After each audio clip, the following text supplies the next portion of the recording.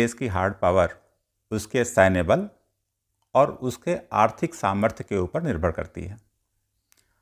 तो जब हम सैन्य बल और आर्थिक बल के आधार पर किसी देश के व्यवहार में परिवर्तन ले आते हैं, उसको हार्ड पावर बोलते हैं।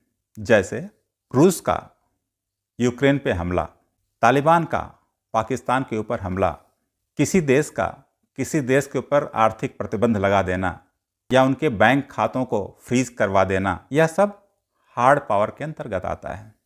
भारत की स्थिति हार्ड पावर के क्षेत्र में, जिसमें से दो चीज़ें आती हैं। एक तो सैन्य बल में भारत चौथे नंबर पे है, पहले दूसरे तीसरे नंबर पे अमेरिका, चाइना, रूस और चौथे नंबर पर भारत आता है। उसी तरह से आर्थिक बल में हम 5वें नंबर पे आते हैं, जिसमें पहले नंबर पे अमेरिका, दूसरे नंबर पे चाइना, तीसरे नंबर पे जर्मनी, चौथे नंबर पे जापान और 5वें नंबर पे भारत है। तो ये हो गई हमारी सैन्य और आर्थिक क्षमता। अब समझने की कोशिश करते हैं सॉफ्ट पावर क्या होता है। साथियों, जिस तरह से हार्ड पावर किसी देश के बिहेवियर को चेंज करता है, उसी तरह सॉफ्ट पावर भी बहुत दूर तक किसी देश के रिलेशन को इफेक्ट करता है।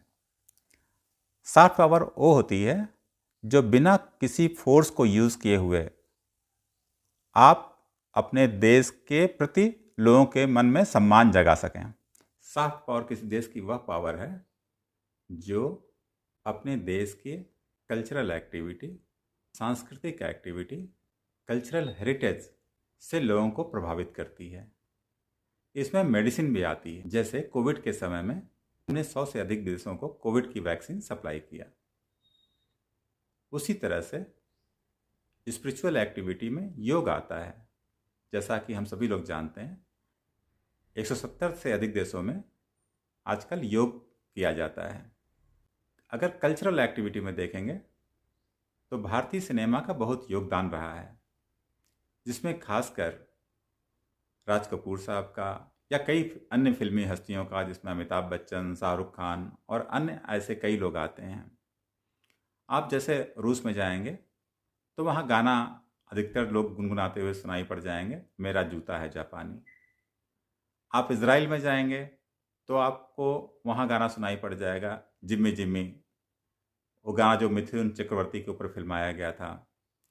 उसी तरह से मुझे एक